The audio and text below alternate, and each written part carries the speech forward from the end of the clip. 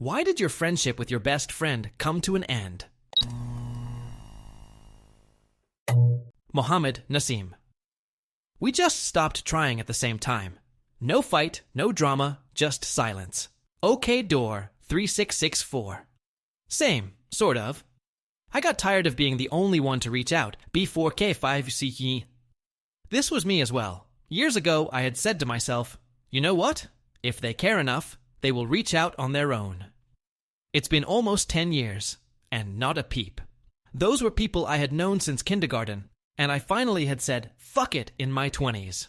Sorrowful spinch hitting year 2 on this one, and realizing that I'm not really missing much. Even better, I actually have, against all odds, found myself with way more self-worth since I stopped begging for it from them. It feels good to be free of the begging. People who love you do not make you beg for their presence. People do, however, show you who they are. Do not be like me, and listen the first time round instead. Rax3 realized she never put effort into learning about my life. She'd want to spend time together, but never asked me about me. It was always about her.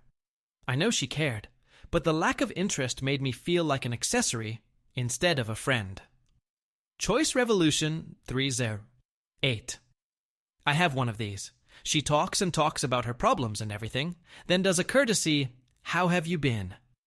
Immediately has her face in her phone as soon as I speak. I give up with it. Not Louise. I have a coworker that loves to talk about her niece and nephew all the time, and I enjoy her stories about them. But as soon as I start talking about my grandkids, out comes her phone. So frustrating. Anon. Opotamus. I have a coworker like that too. She will tell me literally step by step everything about her weekend, and then as soon as I try to talk about something that happened in my life, she completely checks out. Once I was telling her something that made me emotional and was hard to talk about, and right in the middle, she saw another coworker and yelled something to him and threw a quick sorry to me and ran over to talk to him about her weekend. Dazzling Leader 7426. Because the fucker borrowed a lot of money from me and never paid it back. And Decepticon. I had a former friend borrow $50 from me. That week, she was supposed to pay me back, and when I asked her, she never responds. She ignored my texts and would post on social media, and I kept asking her, and she refused to respond. I let it go, but still angry and cut her out. Then one day she came up on my Facebook, and so I messaged her and told her, still waiting on my $50. And she proceeds to block me. Fuck you, Esther Space Case Cat. I had this happen with $20 that I lent to a guy at my karate school. The dude literally never came back to class, and he was a couple of belts ahead of me. Imagine borrowing $20 from a teenager working for minimum wage, and then ending your entire martial arts regimen to avoid paying them back. Totally casual. His wife tried to fuck me. I turned her down, so she ran to him and told her that I tried to fuck her, I guess in anticipation of me ratting her out. My best friend believed her, and shit got really nasty. He eventually learned the truth and tried to patch things up with me. But there was too much bad blood at that stage. Espressum. How did he learn the truth? Totally casual. She tried to fuck someone else? Throwaway lolol. Welp, that'll do it. Vipernick. 3, ha ha ha. Long con, she hated all of her husband's friends. It worked until it didn't. Bonnie Bird song. She ditched me the day we were scheduled to go on an international trip we'd been planning for 2 years. I went alone and had an absolutely amazing time. Other than the loneliness. Been 2 years, have not spoken since. Best friend of 20 years. I have not been able to trust anyone else in the same way since then, and have made efforts to make new friends, but a longtime friend is different. I'm not sure I'll ever have that again. Smiling, Mercenary 23. I feel you. Best friend of 15 years. The last 5 of them, we were working on big creative project together, with the hopes of making it big. One day he blocks me. The next, he deletes all of our project files. Hundreds of files with no way for me to recover them. It's been over 2 years since this went down. I lost not only who I believed was my brother from another mother, but 5 years' worth of creative work. I'm in therapy and on antidepressants. Still hurts like hell, but I'm still here. Combative artichoke. The trust issues are the worst.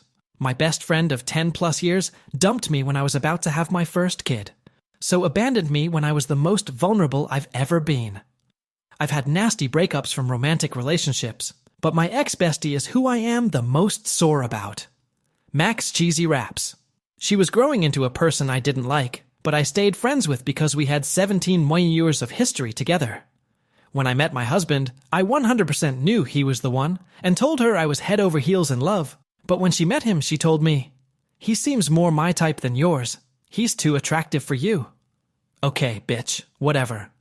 Then one day she and I were out in an area with poor cell service, and I used her phone to call my man and let him know when I'd be home.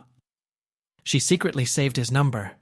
He started telling me, Nicole isn't a good friend. And he would tell me he didn't want to be around her. Then one day he sat me down and told me the reason was because she was trying to hook up with him. He showed me the texts where she was begging him to cheat on me, telling him I'd never have to know, asking him how he could stay faithful to someone so ugly, me, when she was so much better looking, and she sent pics of her tits.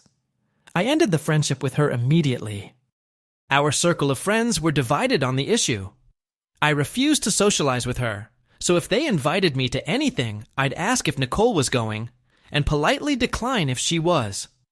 They told me, "Yeah, she fucked up, but you're choosing some guy over a 17-year friendship, and it's putting people in an uncomfortable spot having to choose who to invite to things." I replied, "Well, I don't want to make anyone uncomfortable, so I'll make it easy on you.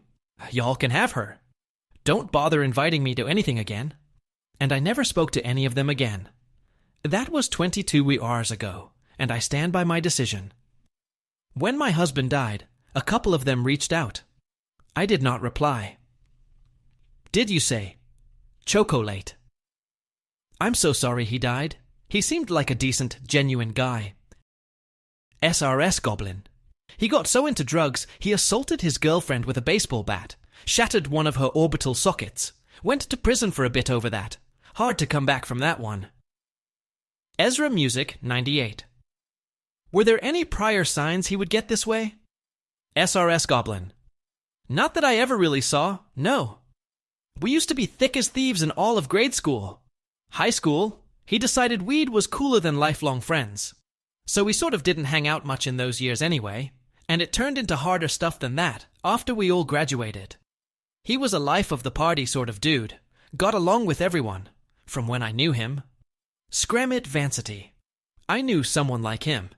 He was a damn good breakdancer and friendly dude, but using drugs and pinning male and female students against the lockers to breathe down their necks got him expelled. Today, he is rather morbidly obese, unhygienic, and jobless. I don't think he has ever worked in his life. Scared Currency. The final straw.